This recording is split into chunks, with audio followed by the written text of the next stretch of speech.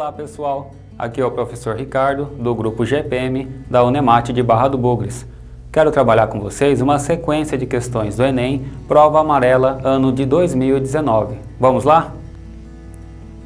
Na questão de hoje, a de número 148, queremos trabalhar o conteúdo de matrizes e conhecimento algébrico.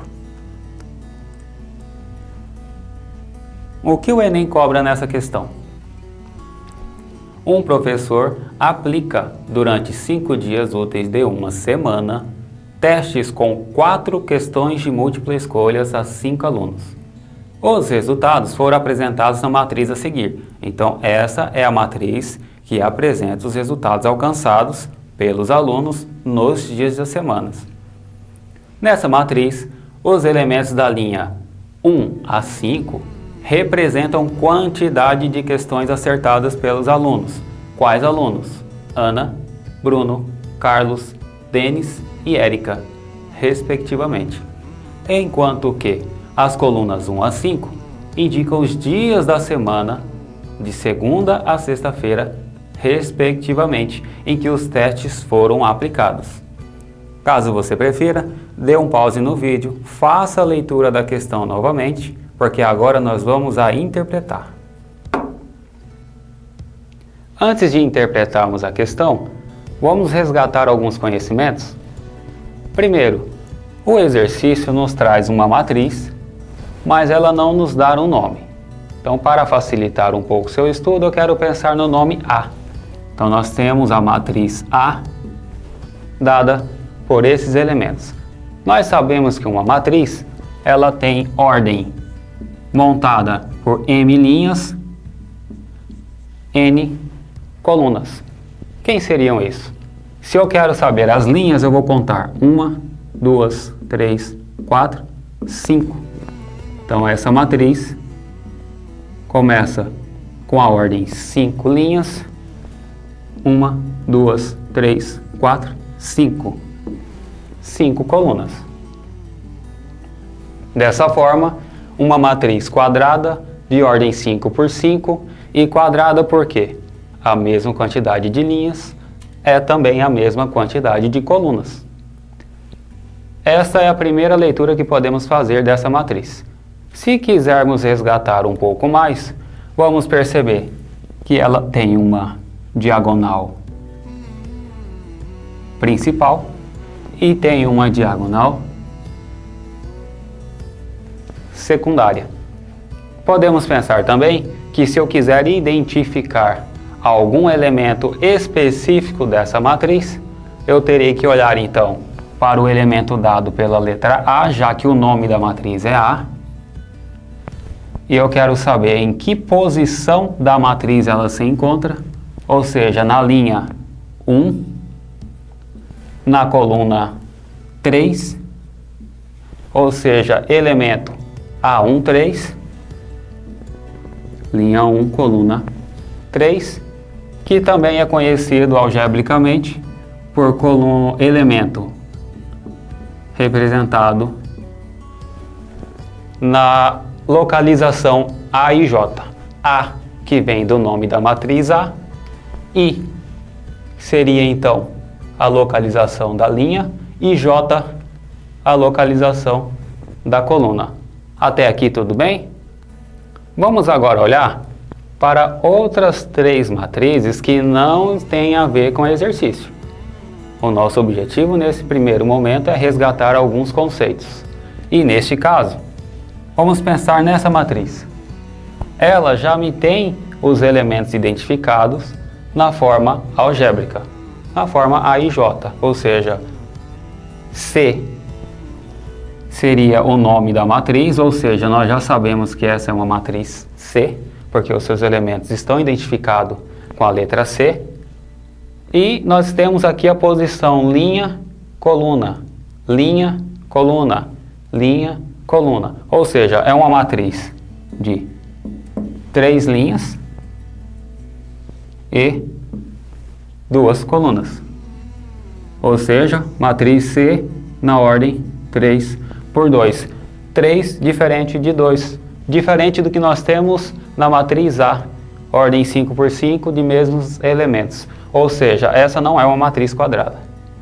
Aqui também, uma matriz quadrada, também de nome A. Eu vou colocar a linha para diferenciar, onde a ordem é m por n, m quantidade de linha, igual a 2 linhas, n quantidade de colunas, 2 colunas. Mais uma vez, uma matriz quadrada igual a esta, só que aqui é igual ao exemplo do exercício. Nós temos elementos numéricos e aqui elementos algébricos. Podemos passar para o exercício? Vamos lá destacar agora alguns elementos importantes na interpretação dessa questão.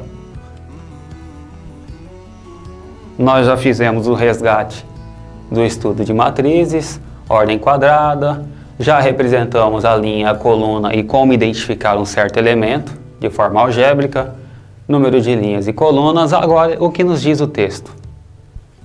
Ela diz que na matriz, os elementos das linhas 1 a 5 representam a quantidade de questões acertadas pelos alunos. Ou seja, esses números aqui são a quantidade de acertos de um determinado aluno. Que dia? Bom, eu tenho aqui, respectivamente, temos Ana na primeira linha, porque ele está falando que os alunos estão representados pelas linhas. Bruno na segunda linha. Depois de Bruno eu tenho Carlos, Denis e Érica. Ou seja, cada aluno desse tem seus acertos representados nas linhas, de modo que as colunas de 1 a 5 indicam os dias da semana de segunda a sexta-feira, respectivamente, em que os testes foram aplicados. Ou seja, Érica acertou 0 questões na segunda-feira. Vou tentar colocar um 2 um pouco maiorzinho aqui. Denis acertou 2 questões na terça. Carlos, 2 na quarta. B de Bruno, 1 questão na quinta. E Ana, 2 questões na sexta. Então eu tenho na matriz os alunos representados por linha, dia da semana por coluna e os acertos de cada um deles representado pelos elementos que nós acabamos de estudar. Agora eu vou passar esses slides para apresentar de forma mais didática o que eu acabei de trazer na lousa.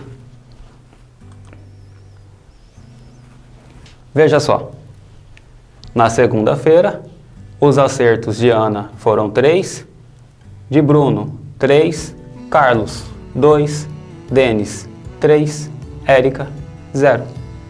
Se eu quiser saber de quinta-feira, Ana acertou 1, Bruno 1, Carlos 3 e assim sucessivamente. Com base nessas informações, podemos agora calcular o que é que o exercício pede.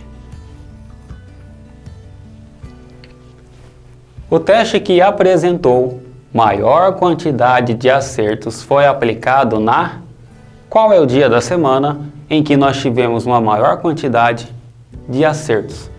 Ora, se eu sei que esses são os acertos por pessoa e que essa é a ordem da semana, o que eu tenho que fazer então é somar os elementos por dia da semana e saber em qual semana nós tivemos maior número de acertos.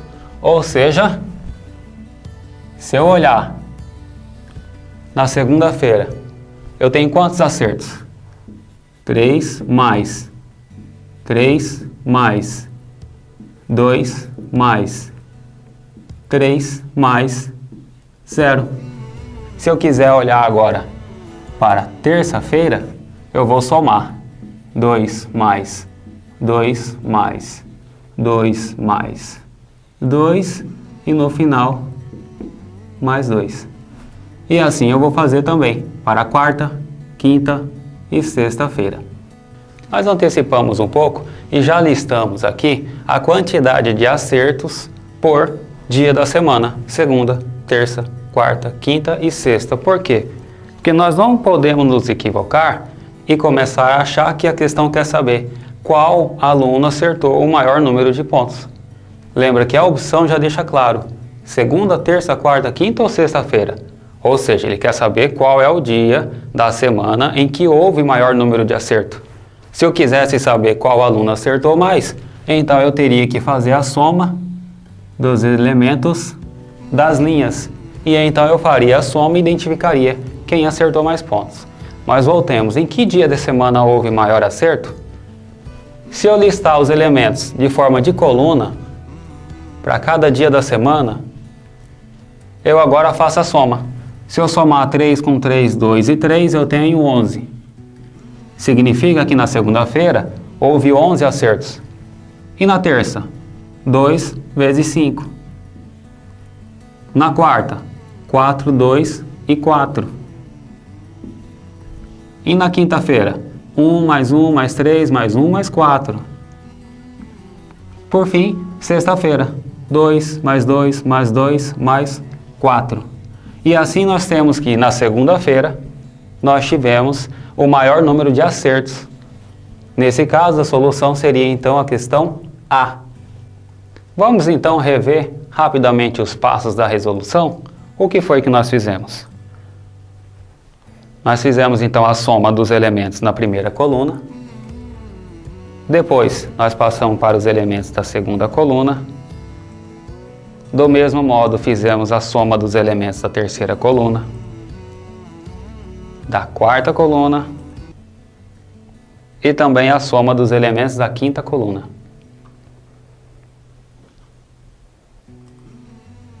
Agora, olhando para os resultados que nós temos dispostos, temos que o maior número de pontuação seria então de segunda-feira. E com isso nós temos que o resultado da questão 148 é a letra A, segunda-feira. Agora não pensem vocês que vão sair dessa aula sem uma atividade. Após fazer toda uma revisão desse conteúdo, quero convidá-los a fazer o seguinte exercício. É um exercício proposto para vocês. Exercício proposto. Fazendo dessa matriz a mesma, uma matriz transposta, em qual coluna teríamos o maior resultado? Eu quero que você refaça o exercício, mas com a matriz transposta. Será que você consegue? Então vamos agora nos despedir de vocês com a apresentação do nosso grupo de pesquisa. Grupo de Pesquisas em Educação Matemática nas Escolas, Grupo GPM.